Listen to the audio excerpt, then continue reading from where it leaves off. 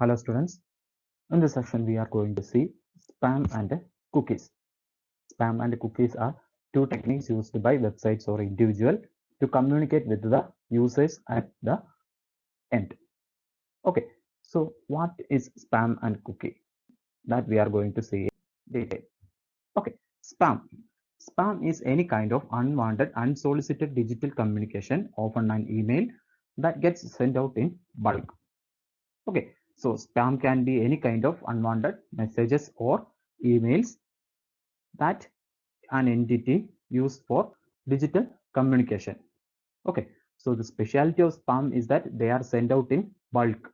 Okay, not one by one, they are sent in bulk. Okay, with two different usage. Okay, not only to a single person but to a large amount of persons or large peoples. Okay, so let's see the specials of spam. Okay, so what is spam? Spam is basically internet advertising.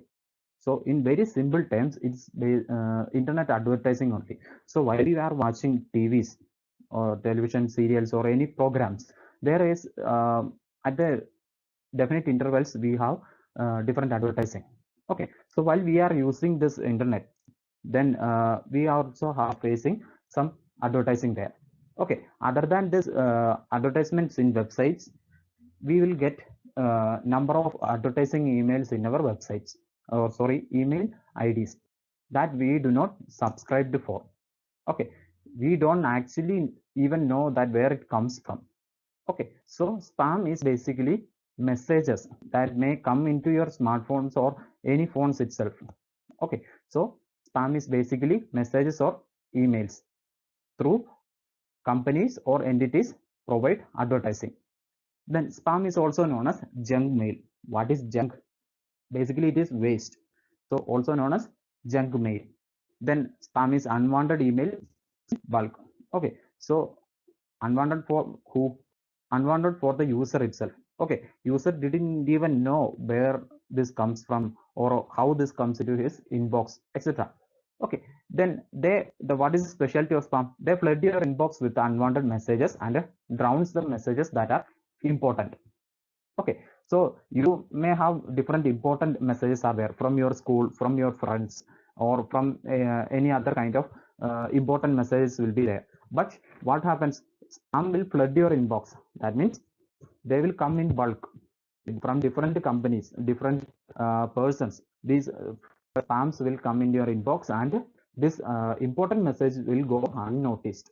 Okay, flood your inbox and drowns the important messages. So that is the basic specialties of.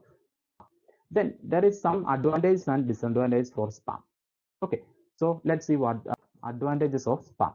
Okay, so only advantages of spam are in terms of their marketing. Okay, so better business communication. Okay, so through this emails or advertising messages, the business entity can communicate with the end users in a better way. Then more targeted marketing. Okay, so while we are watching the television, a person may or may not be watching a particular ad, but in an spam message or an email, then it is more targeted marketing. It reaches each and every person. Then cost effectiveness.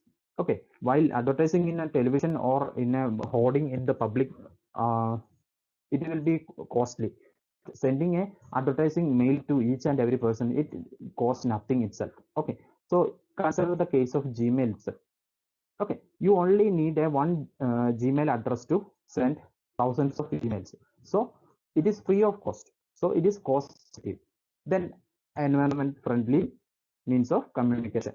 Okay, so the flex hoardings, it is harmful to environment since it is made up of plastic. It will not degrade. Okay, so a lot of paper needed for this brochures or leaflets. Okay, so it's an environment friendly method. Okay, these are the simple advantages.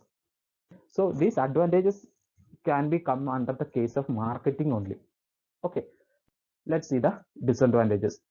They flood the email inbox of users. Okay, so they will drown the unwanted emails. Important emails were drowned in this flood of email spam emails. Okay. Thereby, no unnoticing this in important messages will not be possible, and also reducing the space of your Google account or any other email account. Then spam mails utilize commercial content. Okay, there will be commercial contents which can be annoying. Then spam used for zombie botnets. We have learned zombie botnets and botnets in the security threats section. Okay, what is a zombie? It's a computer or a device completely control of the hacker. And then what is botnet? It's a network zombies or bots. Okay, they are used to spread spams and for DOS attacks or denial of service attacks. Then spam are used for this zombie botnets. Create a zombie botnet or create a zombie or hacker can get into your computer system through this spams. Then hackers steal data bandwidth from individuals using spam. Okay, so hackers, they are constantly using a computer system and they charge bandwidth to get into each and every computer system. So internet service providers can record their activity. They have to steal bandwidth from different users. So they are using this spam to steal the data bandwidth from individuals. Then used for DOS attacks, denial of service attacks. Okay, so if particular email account or particular websites having constantly getting millions of spam messages, what happens? Their storage space will be reduced. They're slowing their system. Okay, so the users cannot access their systems. Okay, their services, thereby denying the service. Okay, then can be spreading malware. Okay, so a malware can be attached in a spam and sent through the network, and then if a particular person opens that particular spam message, then the malware will automatically downloaded and installed in your computer system. So these are the particular disadvantages. Okay, then this spam, not only emails, we have oftenly noticed from our smartphones or normal phones itself, there will be a large amount of messages that are unwanted. So for example, call this number for downloading particular ringtone, or call this particular number to chat with me, etc. These kind of messages are also there. So such kind of messages are also comes under the category of, okay, about cookies. Okay, so cookie is the textual information about a website saved on your computer.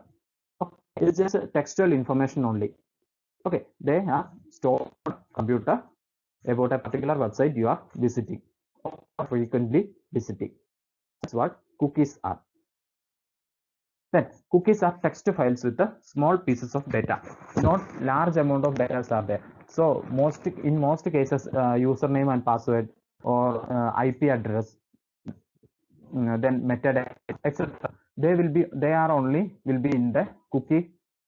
Okay, so they are text files with the small pieces of data. They are not in large size. They are actually not reducing your storage space, etc. Okay, they are used to identify on the network.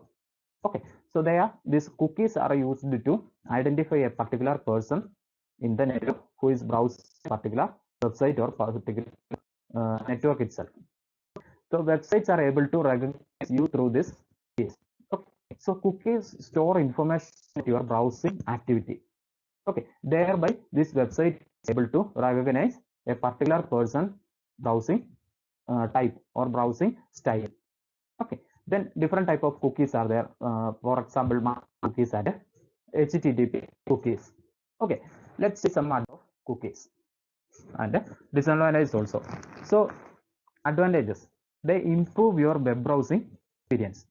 Okay, so how the cookies help web developers to give you more personal, convenient website visits. Okay, how browsing a website for the first time itself, what happens? They store a particular particular information on your computer on that particular about that particular website. For example, website's contents, and then website's particular login password and email IDs, etc. So they will store some particular information on your computer. Then what happens? When next time when you are visiting that particular website, that website, with the help of cookies, identify you as the person who visited that particular website before. Then what happens? They will provide user-based or personal personal information, not actually personal information, personalized information. Okay, so thereby improving your experience, the website will load more faster. Okay, some websites may use this cookies to store a particular set of information, not only just simple textual information with large amount of information there, thereby tracking your uh, search history, or how you behave in your internet. Okay, or how your style in internet, then they will provide more personal convenient website visits. Okay, so that is the main use of cookies. Then cookies help you to store the session information. Then as an example, I can say, you close the web browser, a particular website, either it be Chrome or Firefox or any other web browser. If you close with multiple tabs open, then if you close, when next time you are opening, there will be a message will be there, do you want to restore the last session? Okay, so with the help of cookies, this website can store your session information. Then what happens when you restart that website? It will go to where you stopped. Okay, where you left off. Okay, so that's another advantage of cookies. Then they are light in size, so they do not occupy a large amount of memory, so less memory is used by cookies. Then cookies make browsing the internet faster and easier. Okay, because they store particular information about your browsing style. Next time you're using a particular website, they will provide content based on your activity. Okay, so that browsing the internet faster and easier. Then certainly there are disadvantages are also there. Okay, so let's the disadvantages. The cookies are not secure as they are stored in clear text. Okay, they are not encrypted or they are not stored in any other form, just textual information only. So if a particular hacker try to access your data, it is very easy, it is simply stored in text. Okay, if a particular person can access your cookies stored in your computer, then they are clearly in textual information only, they can access it without any ado. Then the main drawback is the privacy. Okay, so through cookies we can lose our privacy.